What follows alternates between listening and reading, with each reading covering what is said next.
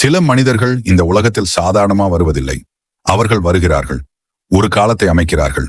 அவர்கள் ஒரு நடிப்பால் மட்டுமல்ல, ஒரு குரலால், ஒரு மனநிலையால் நம்முள்ளம் கனிந்தொரு இடத்தை பிடிக்கிறார்கள்.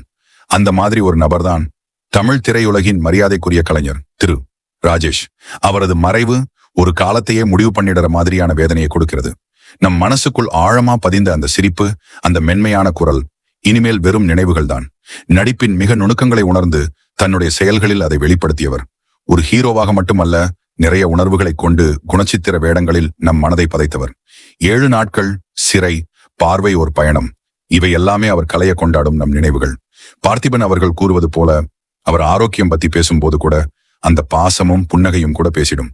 நீங்க ஒரு தடவை வீட்டுக்கு வாங்க பாருங்க, 99 வயது வரைக்கும் எப்படி சந்தோஷமா ஆரோக்கியமா வாழறதுன்னு நான் கத்துதறேன் அப்படின்னு அவர் சொல்லும் பாணி நம் மனசில் இன்னும் ஓலமாக ஒலிக்குது. அவர் நண்பர்களுடன் பேசியது சினிமா மட்டுமல்ல, சுடு தண்ணீர், சர்க்கரை, உப்பை எப்படி சமன் செய்யணும், வாழ்க்கையை எப்படி ஆரோக்கியமாக்கணும் என்பதை அழகா பரிசுத்தமா பகிர்ந்தவர். அவரால் தான் நிறைய பேருக்கு நல்ல வாழ்க்கை ஒரு முன்னோட்டமானது. சினிமாவை மீறி உலக சினிமாவையும் அதில் உள்ள ஸ்கிரீன் பிளே நுணுக்கங்களையும் பரிசோதித்து புரிந்த ஒரே சிலர்ல தான் ஒருவர். அதிலும் மிக எளிமையாக நகைச்சுவையோடு பேசக்கூடியவர். நீங்க இவ்வளவு அறிவு வச்சிருப்பீங்க, டைரக்ட் பண்ணலையே அப்படின்னு கேட்டா, பயம்தான், பணம் போயிடுமோன்னு அப்படின்னு ஒரு குழந்தை போல் சிரிச்சு பேசுவாரு. அந்த எளிமைதான் அவரை மேலே தூக்கி வச்சிருக்கு. அவரோட தோற்றம், குரல், நடை அனைத்தும் ஒரே நேரத்தில் கம்பீரமும் நெஞ்சை நெருக்கும் மென்மையும் கொண்டது. ஒரு நிழல் சிவாஜியாக அவர் வாழ்ந்தார், ஒரு வழிகாட்டியாக வாழ்ந்தார். மரணம் ஒரு முடிவு இல்ல, அவரை போல் வாழ்ந்தவர்கள் மறக்க முடியாதவர்கள். அவர் இன்னும் நமக்குள் இருக்கிறார். ஒரு படம் போடும்போது ஒரு சிரிப்பு வந்தாலும், ஒரு நடிப்பு நம்மை உருக்கும் போது அதுவே ராஜேஷ் சாரின் நினைவாக மாறிடும். திருவர்மன் ராஜேஷ் அவர்களின் ஆன்மா சாந்தி அடைய நாம் அனைவரும் ஆழ்ந்த இரங்கலை தெரிவித்துக் கொள்கிறோம். தமிழ் திரையுலகம் ஒரு நேர்த்தியான கலைஞரையும் ஒரு நேர்மையான மனிதரையும் இழந்துள்ளது. ஒரு நடிகர் தான் இல்லை, ஒரு மனித நெஞ்சம் நமக்கு ஒரு வழியாக இருந்து விட்டார்.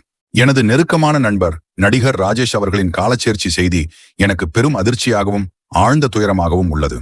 ஒரு அருமையான மனிதர், அவரது ஆன்மா சாந்தி அடையட்டும். அவருடைய குடும்பத்தாருக்கும் நண்பர்களுக்கும் எனது ஆழ்ந்த இரங்கலை தெரிவித்துக் கொள்கிறேன். இவ்வாறு சமூக ஊடக தளமான எக்ஸல் பதிவு செய்துள்ளார். சூப்பர் ஸ்டார் ரஜினிகாந்த், தென்னிந்திய திரையுலகின் மற்றொரு பெரும் பிரமுகரும் நடிகரும் இயக்குனருமான கமல்ஹாசன் சமூக ஊடக தளத்தில் பதிவு செய்திருந்தார். நடிப்பில் தீவிரமான ஆர்வம் கொண்ட நடிகர்களில் எனது நெருக்கமான நண்பர் ராஜேஷ் அவர்கள் தனது ஆழமான வாசிப்பு மற்றும் அதை பற்றிய சிந்தனைகளுக்காக சிறப்பாக அறியப்பட்டவர். வாழ்க்கையின் இறுதி வரை உற்சாகத்துடனும் செயல்பாட்டுடனும் வாழ்ந்த அவர் இப்போது நம்மை விட்டு சென்று விட்டார் என்பதற்கான செய்தி எனக்கு பெரும் துயரத்தை அளிக்கிறது. அவரை இழந்தவர்களின் குடும்பத்தாருக்கு என் இரங்கலை தெரிவித்துக் கொள்கிறேன்.